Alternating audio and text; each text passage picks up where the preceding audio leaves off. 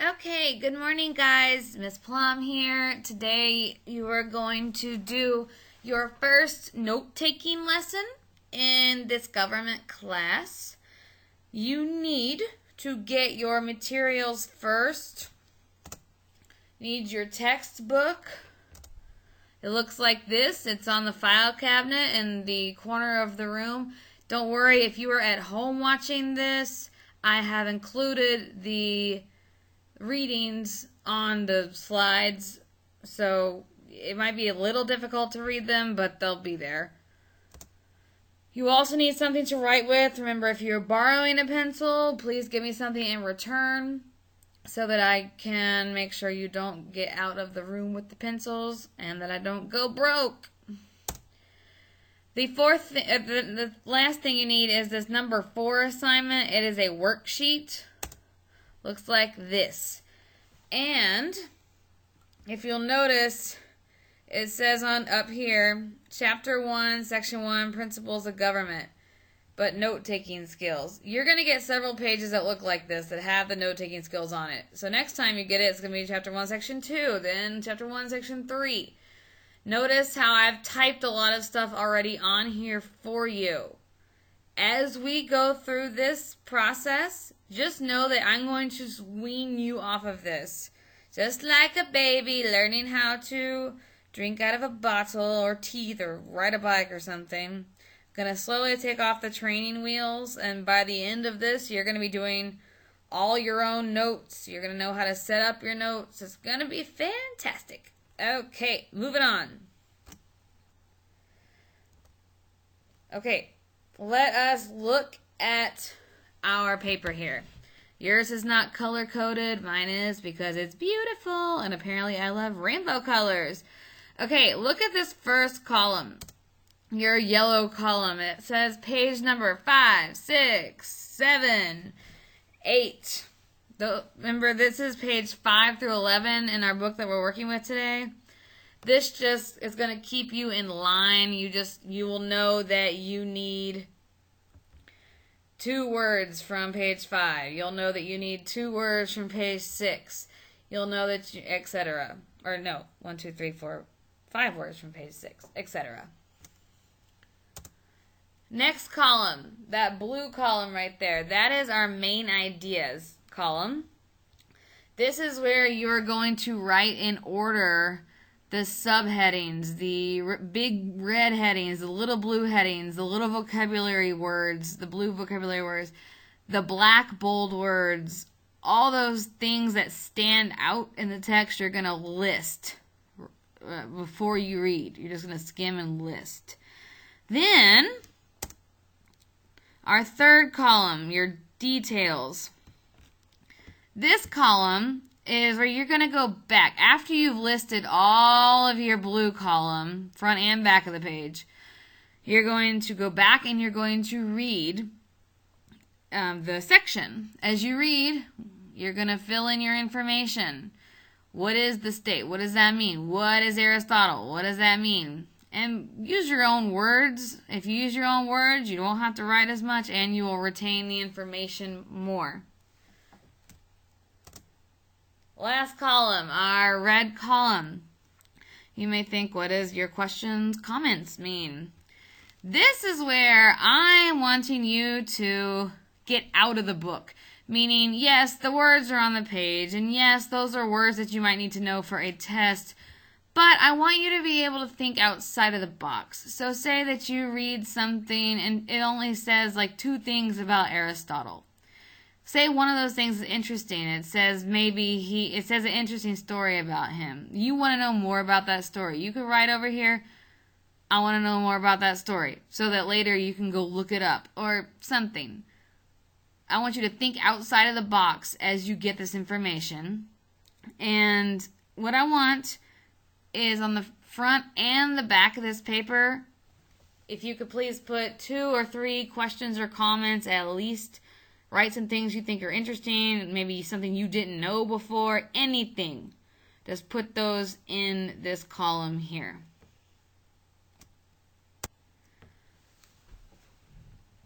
All right, moving on.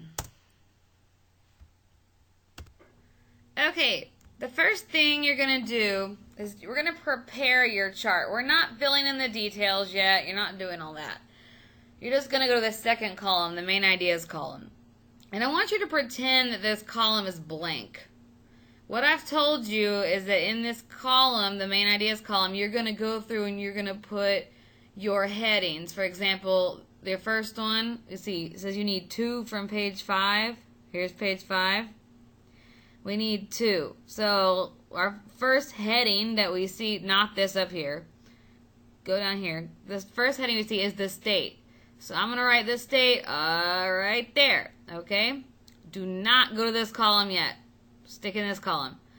Okay, then as we look, ooh, look, I have a big black word here. It's Aristotle. I'm going to write that word here.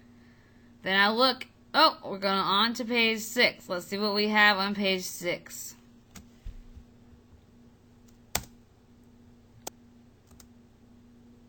Okay. On page 6, it says we need 1, 2, 3, 4, 5 words. So, page 6, we're going to look through here. You can't see it very well, but right here it has the blue word nation, and it has the blue word nation state. Nation state. Keep these words in order. Then it goes to your big headings, essential features of a state, subheadings, population, writing both of these words. Essential features, you're going to write here. Population, you're going to write here. Now, you need one more for 6, so skim through it. That's why you need the book, because you can't see the blue words very easily on here. But our blue word is now consensus, so I'm going to put that here. This seems elementary to you probably, but just know that after today, you're going to have to do this yourself, and you're not going to have all these words here. So get the process down.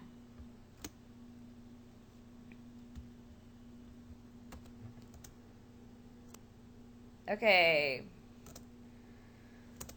Still in our blue column, I do believe we need words from page 7. And here's page 7. We need how many words? 1, 2. Okay, right there. 1, 2. You have your headings. Now, you might say, Ms. Plum, I have a heading here and a vocabulary word. If they're the same word, sovereignty, you only need to write it once. Again, if they're the same word, you only need to write it once. So territory, I wrote here. Sovereignty, I wrote down here. Notice how we're not looking at what these words mean yet. Okay, let's go on to page 8.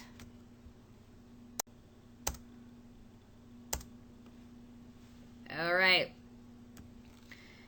We're on page 8. Now, if you look at the back of the page, you're going to see that you need more words for this page. Well, we're going to do the first one first. Our first word up here, our first heading is government, and again, this is the same word. We have the red and the blue vocabulary word, both being government. Only write it once, and write it down here. Now, flip over your page to the back. Okay, you need 1, 2, 3, 4, 5, 6, 7. There's a lot of words on this page. 7 words left. So you have to fill these in. They're blank. 11, 12, 14, 15, 17. You got to do those on your own. But we did government already. So 11 is going to be our next big heading. Theories of the origin of state. You need to write that for number 11. And if you need to pause this and get caught up, feel free. Number 12, write your next heading, evolutionary theory. It matches the vocabulary word, only write it once. That goes in number 12. I've given you number 13, force theory. It's this section right here. Next one, divine right theory. Now, it says divine right theory and then divine right. All you just need to write one of those. Write one of those in 14. I would write divine right theory if I were you, since you have to write what the theories were, and these are 1, 2, 3, 4 theories. I would write divine right theory here in number 14. And then in number 15, what do you think we're putting? That's right, social contract theory. goes from number 15. If you skim, we have a big black word here, Thomas Hobbes. He's written already. Then we have our blue word, social contract. He's going to go here, number 17. Number 18. I skipped one. You need to put John Locke.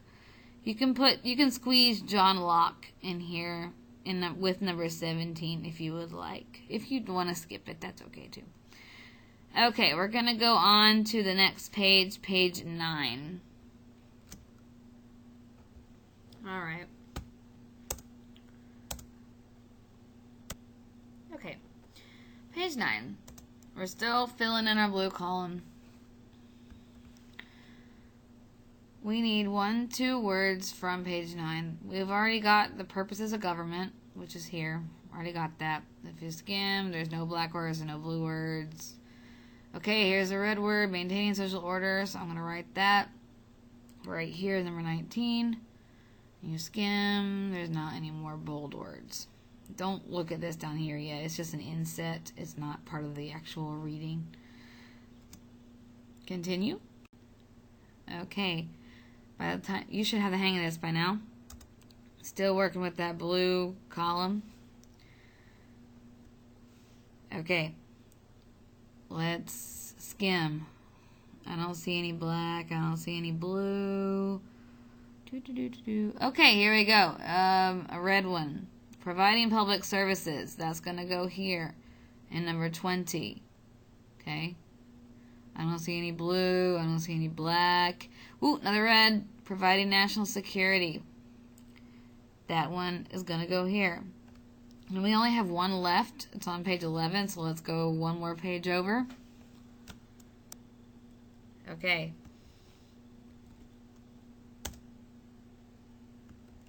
We have no blue, no black. Ooh, making economic decisions. That's in red, so we're going to put that down here in number 22.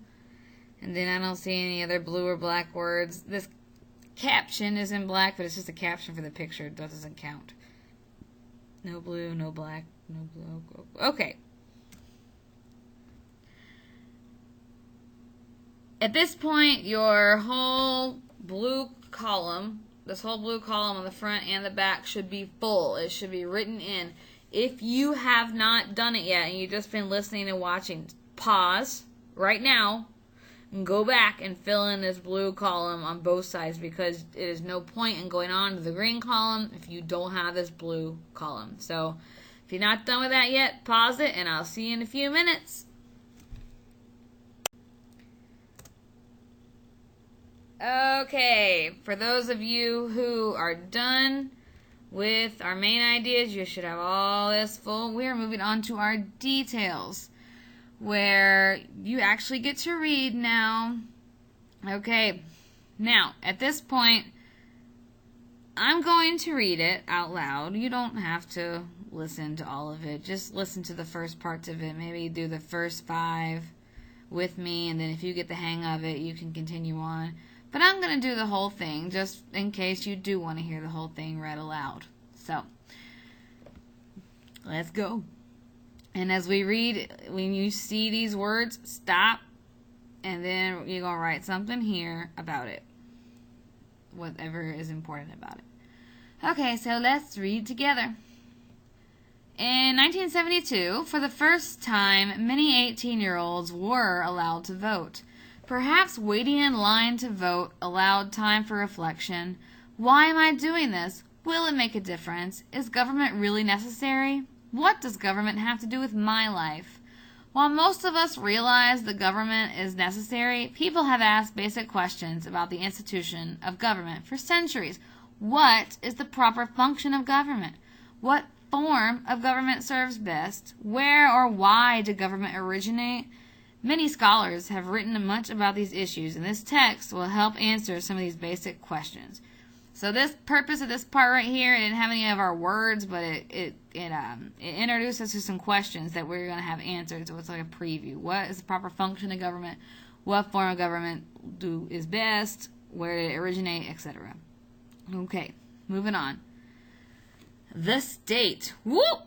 pause for a second. You have a word over here, the state. However, notice that it is a vocabulary word down here as well. So I am actually going to skip that for now and come back to it when I get down there. I'm going to read this section and then we'll come back and do our answers here. The state. Aristotle, a scholar in ancient Greece, was one of the first students of government. He studied the polis, the ancient Greek city-state. Many terms and concepts of government, such as politics, democracy, and republic, originated in ancient Greece and Rome. The familiar terms country and state have basically the same meaning. The word state comes from a form of the Latin word stare, meaning to stand. Today, the word state precisely identifies a political community that occupies a definite territory and has an organized government with the power to make and enforce laws without approval from any higher authority. The United States is one of close to 200 states in the world today. To citizens of the United States, the term state sometimes has a different meaning. The name United States was first used in 1776 when the 13 British colonies became states by declaring their independence. At that time, each state thought of itself as a country. Even though the states later joined together as one nation under the Constitution, the term state continued to be used to describe the main political units within the United States. Alright, so pause for a second. Now, as I was reading, I had some thoughts. Here it says that, where was it? The word, here. He studied the polis, the ancient Greek city-state, the polis. That's a familiar word to you. I would go over here to your questions and comments and put polis, Indianapolis, metropolis. Those words, those ending of those cities comes from that Greek. So that's how you can remember what polis means, because Indianapolis, Minneapolis. Okay, that's one of the thoughts you could put down there. Now, your main idea, Aristotle. We got him first. Here, a scholar in ancient Greece, first student of government. The important part of that is that he did study the polis, ancient Greek city-state, many terms and concepts of government, such, okay. I like the fact that he's one of the first students of government. So I would write over here in this box, he's a first Greek scholar, student of government. Something like that. Okay? He's a Greek scholar and student of government. He's an ancient fella. He's been around for a long time. Well, he's not around anymore, but ancient Greece. Okay. And then we go down to a vocabulary word. Today, the state precisely identifies a political community that occupies a definite territory and has an organized government with the power to make and enforce laws without approval from any higher authority. Blah, blah. All of that, put it into your own words or pick out the main parts and put it up here. I put political community with a definite territory and organized government. That is the main point. That is definite territory and an organized government. And just to explain the United States down here, the word state talks about what you would think of as a country. So the United States itself is a state. It says that it has the power to make and enforce laws without approval from higher authority. Okay? So if the United States is a state, that means that whatever Obama lays down, whatever laws are laid down, they don't have to go any higher to get authority for that. So that's like a country. Germany is a state. France is a state in this situation. Canada is a state. Mexico is a state. Okay? It's confusing with the United States part. Okay, moving on to page 6.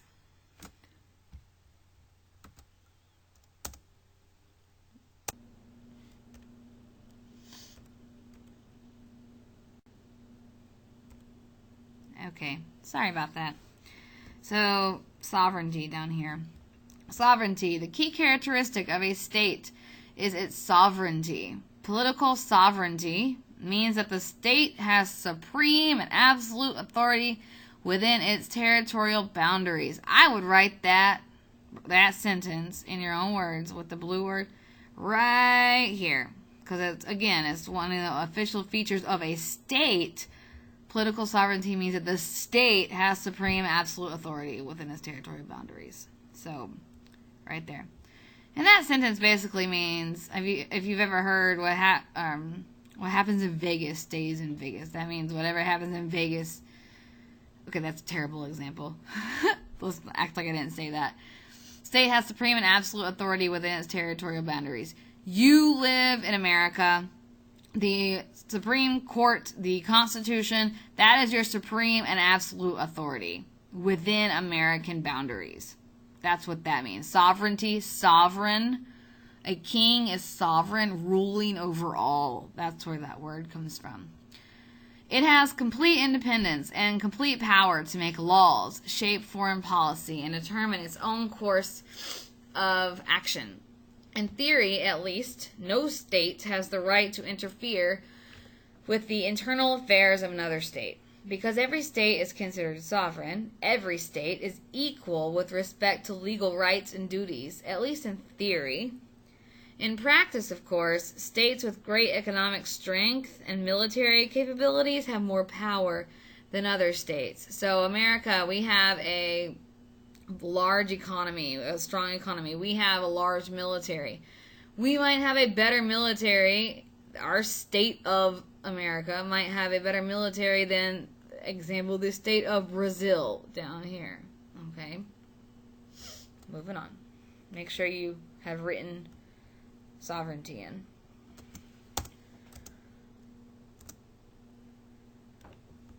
Okay.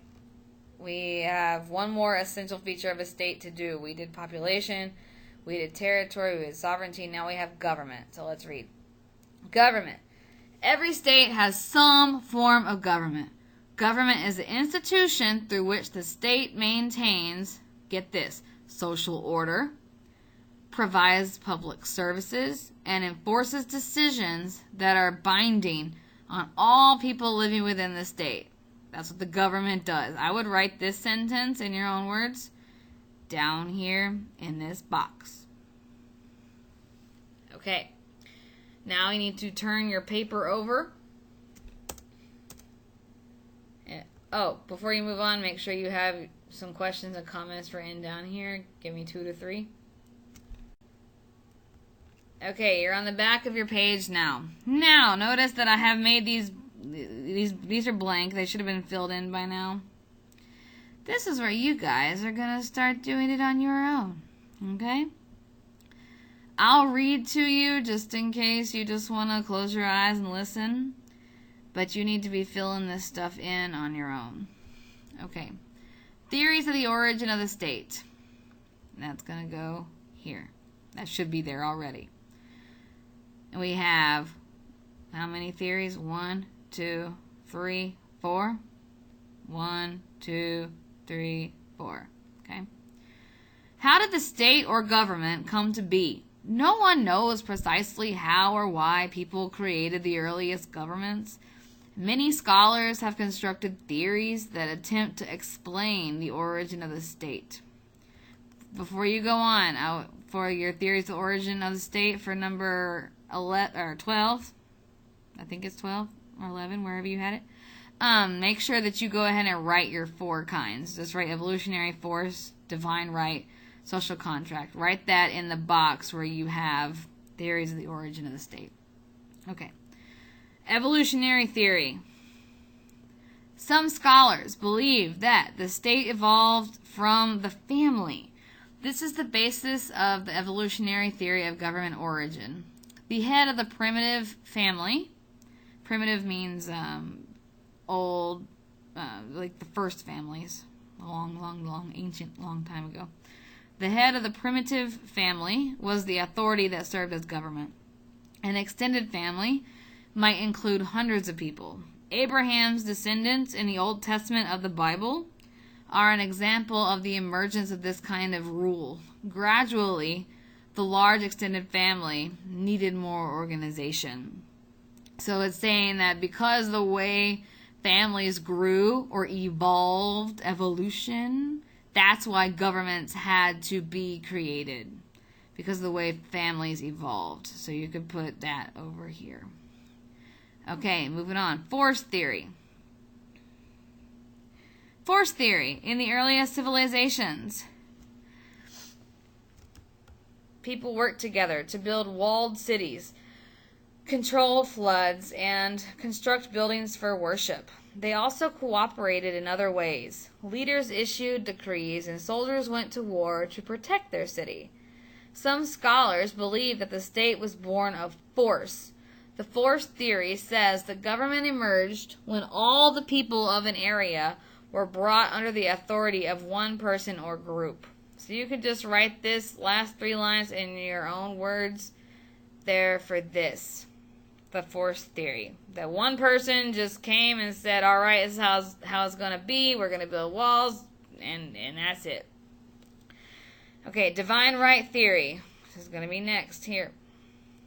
Divine right theory. The notion that a god or gods have chosen certain people to rule by divine right has been important in many civilizations. The Egyptians, Chinese, and Aztec were among those who believed that their rulers were either descendants of gods or at least chosen by gods. By the middle of the 1600s in Europe, monarchs often referred to their right to rule as coming from God. People believed that the state was created by God, and those who were born to royalty were chosen by God to govern. To oppose the monarch was to oppose God, and was considered both treason and sin. So divine right theory, which is in this box here, you're looking for the theory of the origin of the state. So if you skip through this says this. Look for the sentence that has the state in it. The state. People believe the state was created by God. Take this to the end.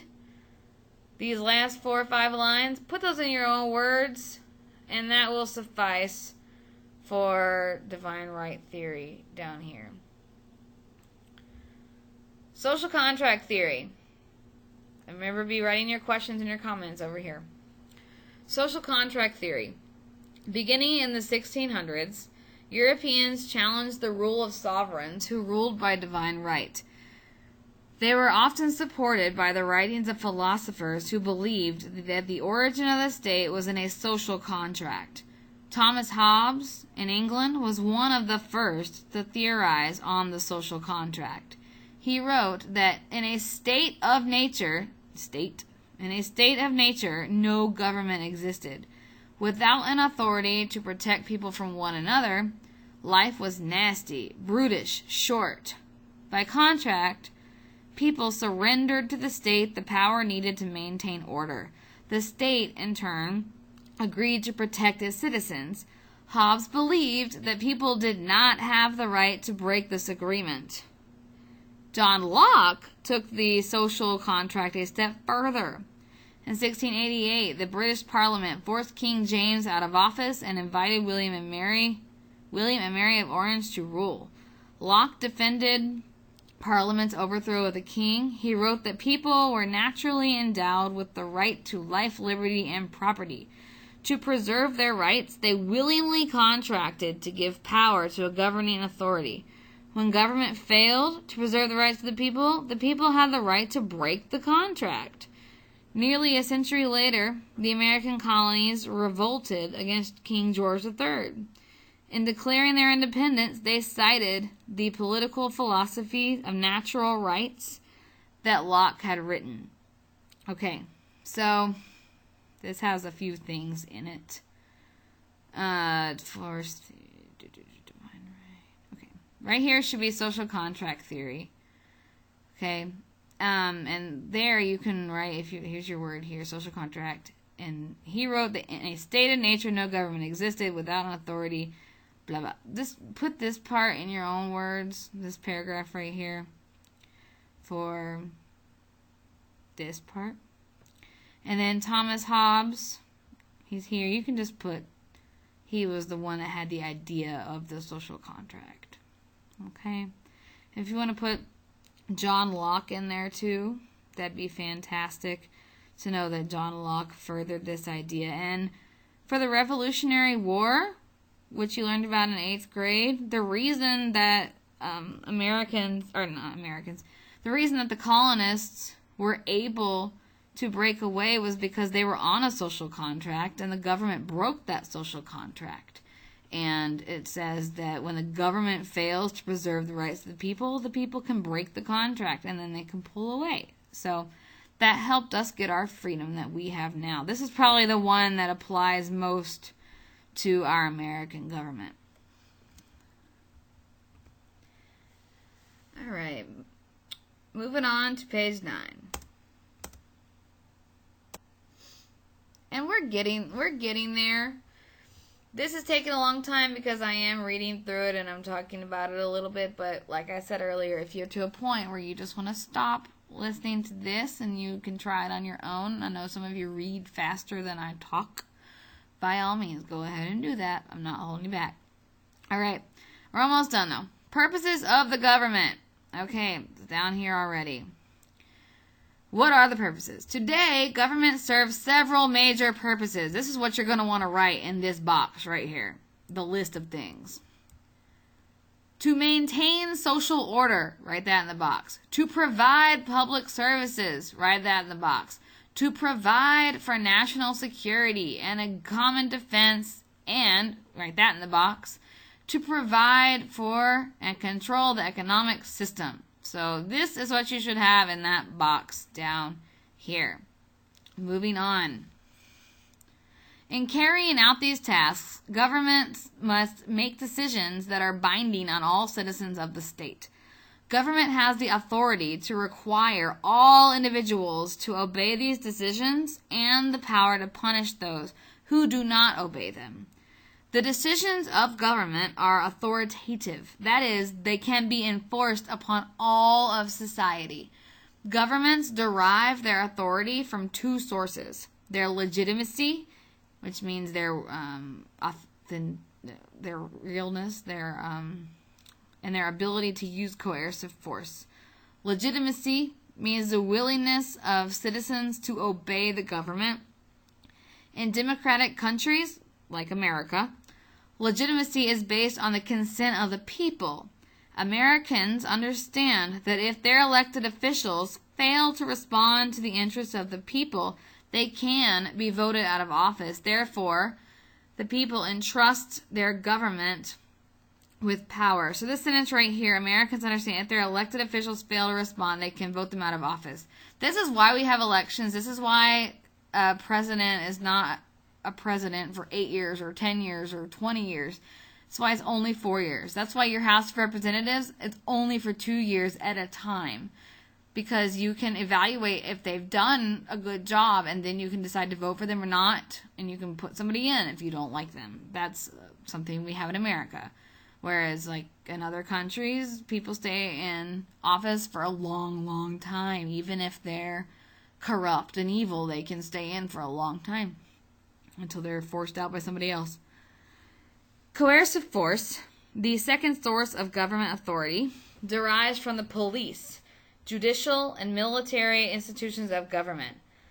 Government can force people to pay taxes and can punish offenders by fines or imprisonment. So if you don't do what the government says, then bad things can happen to you. Okay. Maintaining social order. This is the first purpose of government, maintaining social order. So you need to write about it right here. John Locke, writing in Two Treatises of Government in 1690, explained, men being, as has been said by nature, all free, equal, and independent, no one can be put out of this estate and subjected to the political power of another without his own consent. The only way whereby any one divests himself of his natural liberty and puts on the bonds of civil society is by agreeing with other men to join and write into a community. According to the social contract theory, People need government to maintain social order because they have not yet discovered a way to live in groups. That would be a good thing. You could write that paragraph or that in your own words down here next to maintaining social order. And give this a look-see. I'm going to skip over it because of time, but you can look at that on your own.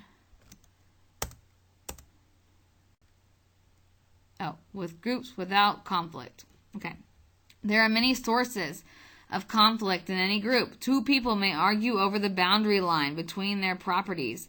Members of a community may disagree about what is best for the group.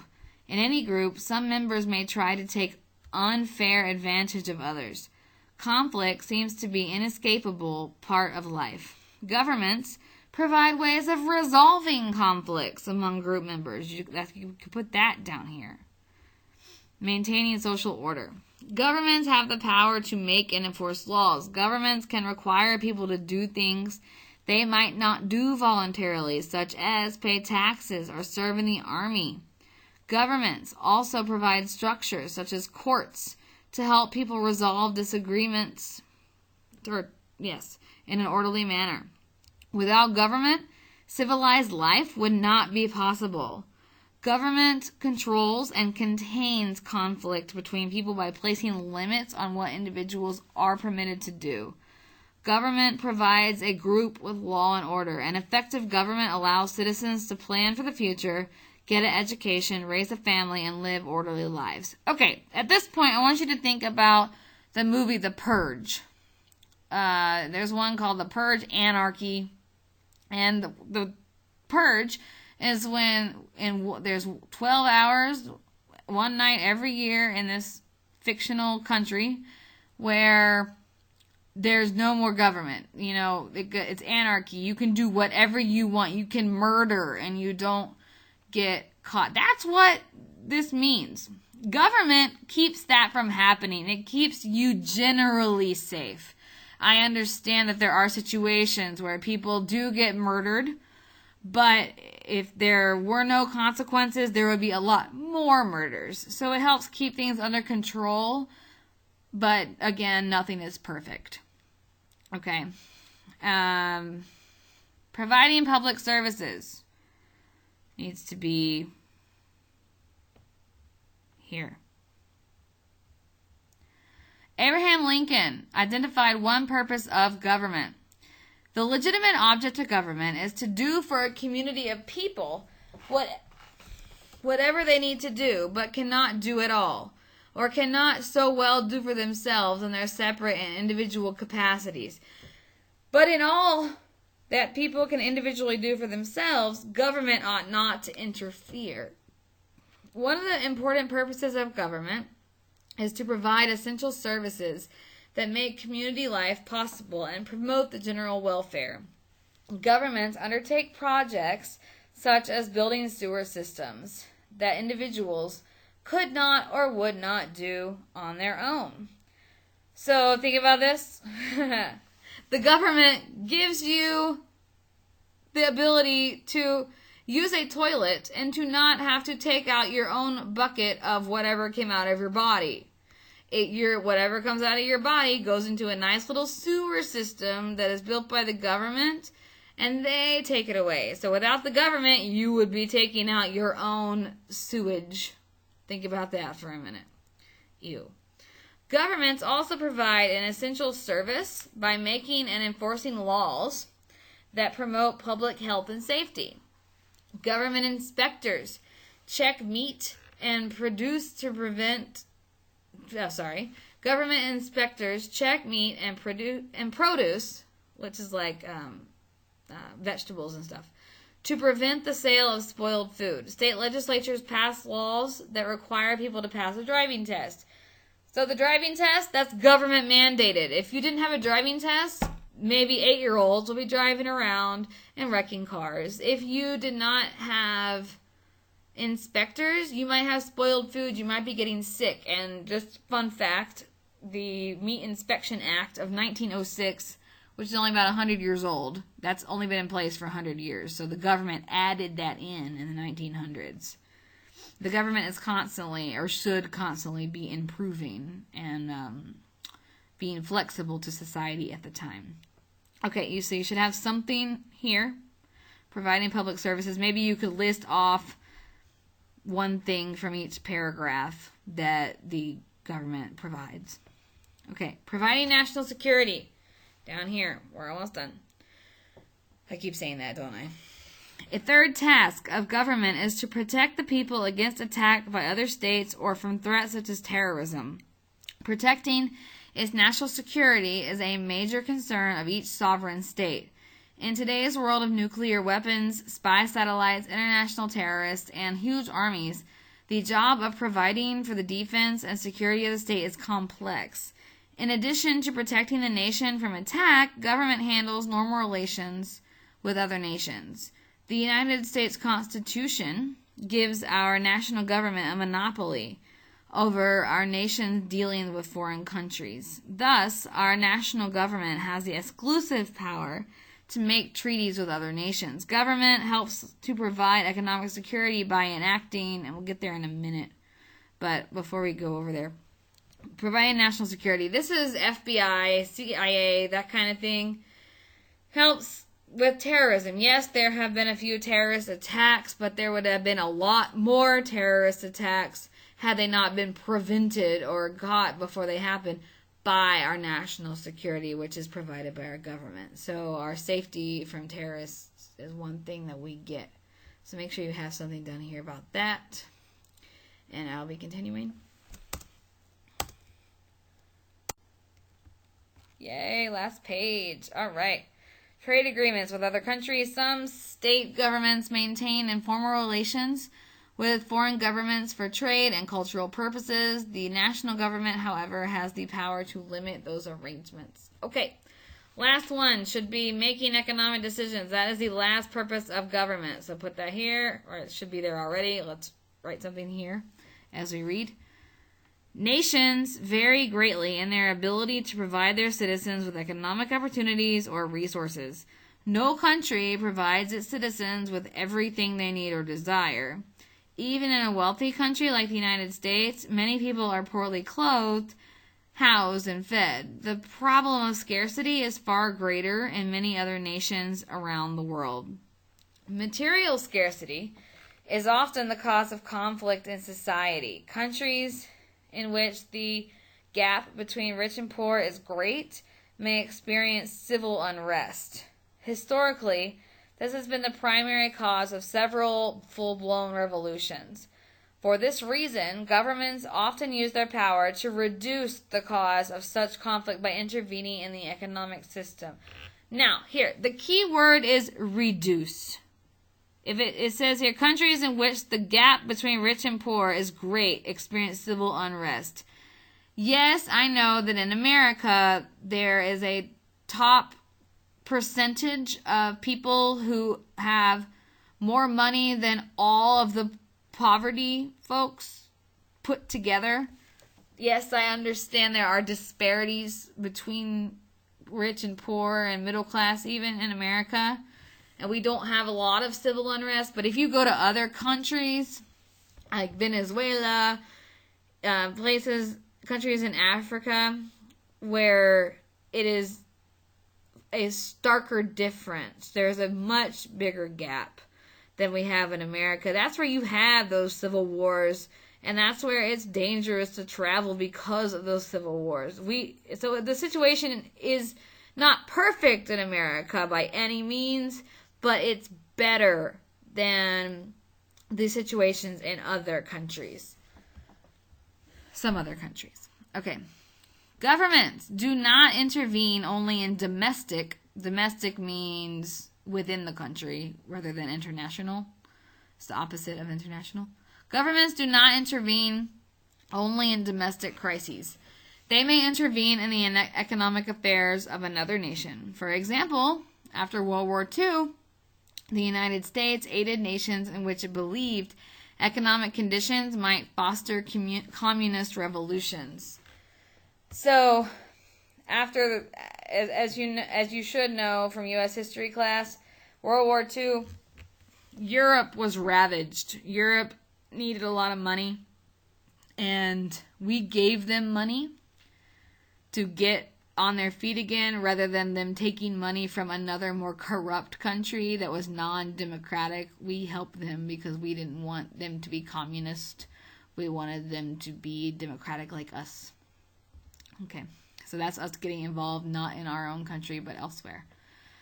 Governments pass the laws that shape the economic environment of the nation. These laws could be as limited as providing a national currency, or as extensive as controlling every individual's economic decision. So we have dollar bills, we have certain coins that we can use. We have to use those. We can't pay with something else as currency. Okay, governments also may make choices that distribute benefits and public services among citizens. For example, the government can make payments to farmers who raise certain crops or allow tax advantages to certain industries. The government's decision to build a veterans hospital in a certain town benefits some of the people and not others. Governments usually try to stimulate economic growth and stability through controlling inflation, encouraging trade, and regulating the development of natural resources. So if you go back up here, it says governments governments can make payments to farmers who raise certain crops. That's like farmers that grow corn, which is a widely used item for our food in America. We use corn for all different things: cornmeal, corn, the vegetable, etc., etc. It's in a lot of our stuff, so we want to keep the price down because people need it. The government gives money to farmers so that they can keep the price down. So that's one thing it's talking about there. Okay, so pick a few things from this little section and put them here. What are some economic decisions that the government can make?